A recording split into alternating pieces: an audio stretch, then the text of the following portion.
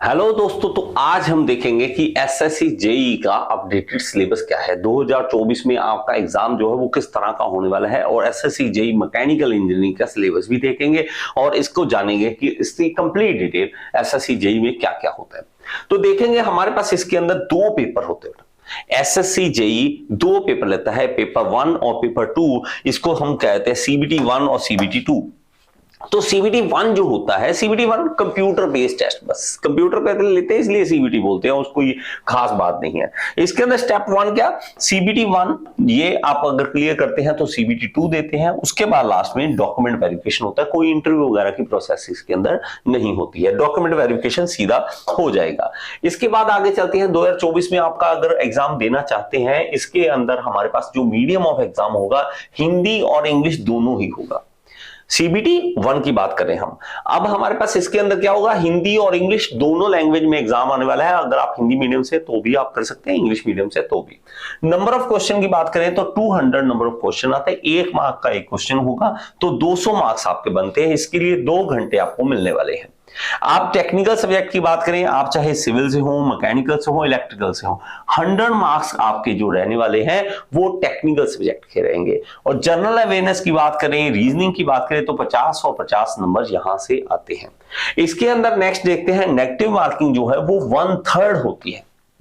एक अगर आप गलत आंसर देते हैं तो 1/3 आपका मार्क्स कट जाता है।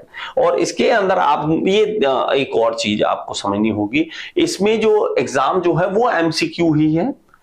ये बहुत बड़ा बेनिफिट रहता है, एमसीक्यू रहता है। और सीबीटी 2 ये सबसे मेन बात, ये भी हमारे पास जो है एमसीक्यू ही आएगा। ये पहले 2022 तक क्या था, ये जो सीबीटी 2 है, जो आप जिसको पहले तो नहीं बोलते थे, पहले वो पेपर 2 बोलते थे। पेपर 2 में आपको रिटर्न में लिख के देना, जैसे आप पेपर देते हो डिप्लोमा बीटेक के, उस तरह से देना था। लेकिन अब ये एमसीक्यू ही है, तो आपको एमसीक्यू की तैयारी अगर एक बार करोगे तो दूसरी बार भी वही बेनिफिट मिलने वाला है। यहां पे जो देखेंगे सिर्फ टेक्निकल आएगा। एक मेन बात यहां पे है कि ये सिर्फ टेक्निकल ही होता है एग्जाम, और इसका एक क्वेश्चन जो है 3 मार्क्स का होगा। तो 100 क्वेश्चन आएंगे, 2 घंटे का टाइम मिलेगा, तो 300 मार्क्स का आपका एग्जाम होने वाला है। और इसमें भी नेगेटिव मार्किंग जो है वो 1/3 ही रहने वाली है, 1/3 ही रहने वाली है। इसके अलावा आप देखोगे तो अब सिलेबस की बात करें, जनरल इंटेलिजेंस एंड रीजनिंग की बात करें, तो यहाँ पे इंटेलिजेंस एंड रीजनिंग में आप जब समझते हो, रीजनिंग के आपने पढ़ा होगा, ये आप कोई भी एग्जाम देते हो वहां पे आपको रीजनिंग के बारे में पूछा जाता है। तो यहाँ पे देखेंगे syllabus for general intelligence would include question of both verbal and non verbal, verbal हो नॉन वर्बल हो दोनों है आपके पास आने वाले हैं। Analogies, similarities, differences, space visualisation, problem solving analysis, तो ये सारा सिलेबस है। मैं आप एक बार साइड हट जाता हूं, इसका आप स्क्रीनशॉट लेके रख सकते हैं। और अगर आप डाउनलोड करना चाहते हैं पीडीएफ, तो आपको पीडीएफ मिल जाएगा, डिस्क्रिप्शन बॉक्स में आपको लिंक मिल जाएगा। ओके, इसी तरह आप जाते हैं आगे जनरल अवेयरनेस की तरफ। तो जनरल अवेयरनेस में हमारे पास देखिए, आप चाहे जो आप बात करते हैं करंट अफेयर्स की, करंट अफेयर हो गया, स्टैटिक जी की हो गया, ये सब कुछ हमारे पास इसके अंदर आता है।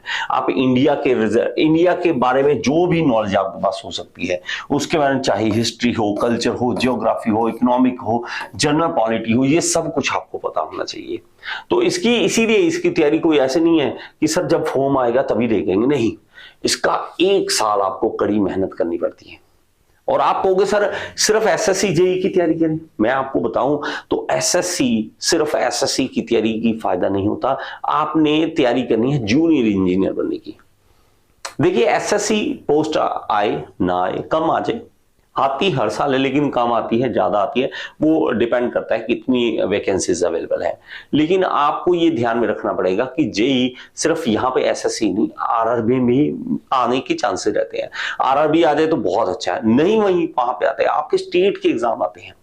स्टेट में आप जिस भी स्टेट से, आप जम्मू से हैं, हिमाचल से हैं, आप यूपी से हैं, बिहार से हैं, कहीं से भी हैं, आपके अपने स्टेट में भी जेई का एग्जाम होगा, वहां पे भी यही सिलेबस रहते हैं। सिलेबस में कोई चेंजेस नहीं आता। अब देखिए, कई बच्चों को रहता है कि सर उसके लिए अलग से कुछ होना चाहिए, हमें पढ़ना पड़ेगा। आप ये बात क्यों नहीं समझते? स्ट्रेस आपको होगी सोम, strength of material, strength of material में अगर stress load per unit area, वो सब जगह वही है। आपने एक बात समझना है, चाहे आपका कहीं भी एग्जाम आ जाए, स्ट्रेस तो स्ट्रेस रहेगी ना, स्ट्रेन तो स्ट्रेन रहेगी ना, फ्लूइड मैकेनिक्स वही रहेगा ना। तो आपको सब्जेक्ट्स अच्छी तरह से तैयारी कर लेनी है। आपको अपने आप जो है वो किसी भी एग्जाम के लिए प्रिपरेशन धीरे धीरे होने स्टार्ट हो जाती है। वो अलग बात रहती है कि अगर आप मान लीजिए एसएससी है, जैसे एसएससी की बात करें तो इसमें अगर आप मैकेनिकल के स्टूडेंट है तो आपको फ्लूइड मैकेनिक्स और थर्मोडायनेमिक्स ये दो सब्जेक्ट और इसके साथ लगने, जैसे फ्लूइड मैकेनिक्स के साथ फ्लूइड मशीनरी, थर्मोडायनेमिक्स के साथ IC engine, power plant, RAC, ये सब्जेक्ट बहुत ही मेन बन जाते हैं। ओके, जब आरआरबी की बात आती है तो वहां पे प्रोडक्शन ज्यादा मेन आ जाती है, यहां पे प्रोडक्शन इतनी नहीं पूछ जाती। पूछते हैं, बहुत कम पूछते हैं, लेकिन पूछते जरूर है। लेकिन प्रोडक्शन अगर आप बात करें आरआरबी में, वहां बहुत ज्यादा पूछी जाती है। तो हमें जब एग्जाम पास आएगा तब हमें स्पेसिफिक उस एग्जाम की तैयारी करनी है। अगर एग्जाम आपका पास नहीं है तो आपको सब्जेक्ट्स की तैयारी करनी है, सभी सब्जेक्ट्स को आपको पढ़ना है। ओके, इसी तरह आप आगे चलते हैं तो यहाँ पे पार्ट सी, मतलब हमारे पास मैकेनिकल इंजीनियरिंग में क्या क्या पूछा जाता है, theory of machine, machine design, engineering mechanics, strength of material, अब ये सब कुछ पूछा है। स्पेसिफिक बात करें तो हम थर्मोडायनेमिक्स बहुत ज्यादा पूछा जाता है। इसमें first law of thermodynamics, second law of thermodynamics, air standard cycle, IC engine performance, ये सब कुछ, combustion, IC engine, cooling and lubrication, Rankine cycle, ये सब कुछ आ रहा है। ये सारा सिलेबस किसका है? थर्मोडायनेमिक्स का तो है। ओके, नेक्स्ट चलते हैं properties and classification of fluids. Fluids की बातें, फ्लूइड डायनेमिक्स आ गया ना, फ्लूइड डायनेमिक्स आ गया, टर्बाइंस आएगा जिसमें फ्लूइड मशीनरी आ जाएगा, ये सब कुछ आपको करना होता है।